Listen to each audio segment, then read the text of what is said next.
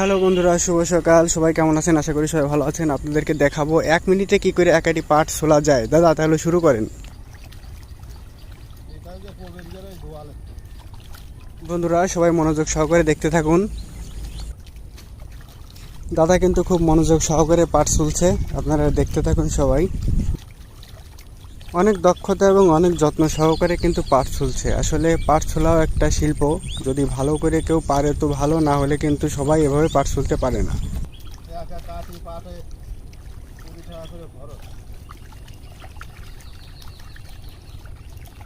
একা কাঠি পাটে 20 টাকা খরচ হলেও একা কাঠিতে আসবে না কটটুক করে।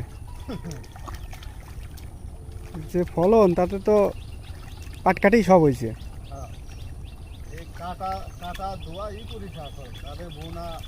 তো থাইলো পড়িয়ে শেষ সার নিয়ে নিয়ে